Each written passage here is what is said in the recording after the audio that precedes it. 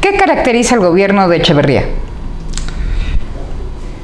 El gobierno de Echeverría se caracteriza por que es promotor de una ruptura con el modelo que se venía siguiendo.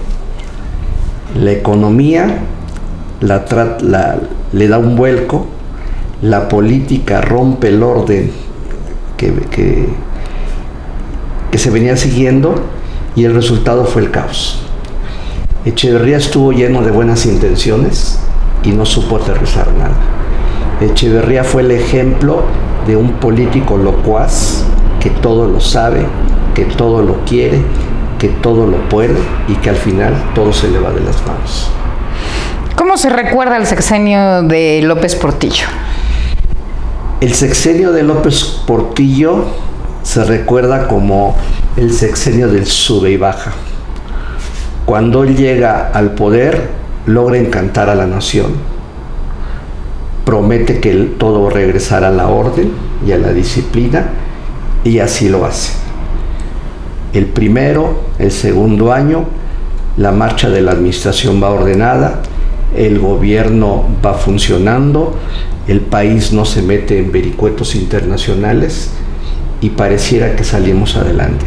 Sin embargo, a medio gobierno se descubren los grandes yacimientos de petróleo, el famoso pozo Iztoc, y el presidente enloquece.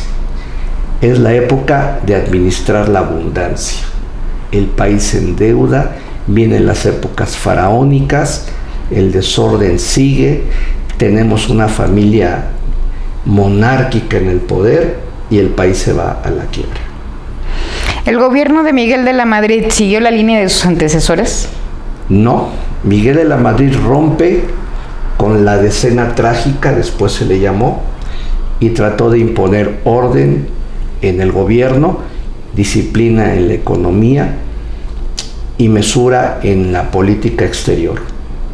Pero le faltó una visión de más largo aliento, le faltó suerte, porque el país fue golpeado por grandes tragedias, el terremoto del 85, las explosiones de San Juanico, la devaluación de la moneda, y fue un periodo muy difícil. A Miguel de la Madrid se le recuerda porque es el presidente que en la época moderna tuvo el menor crecimiento económico. Fue un gobierno que sentó las bases para lo que después haríamos de conocer como el neoliberalismo. ¿Es correcto decir que Carlos Salinas abrió el país al mundo? Es correcto decirlo en términos comerciales. Es correcto decirlo en términos de la economía. Carlos Salinas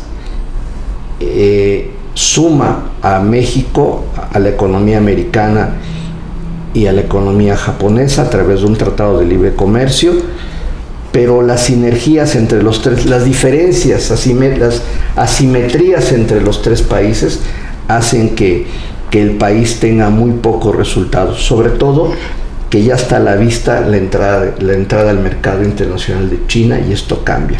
Pero a nivel doméstico la situación fue muy grave, quizás el sexenio de los crímenes políticos, y este desajuste es el que causa que al final de su mandato todo se descomponga, por una señal de simbolismo que fue la rebelión zapatista, por una tragedia que fue el asesinato de Colosio y por la caída de la economía.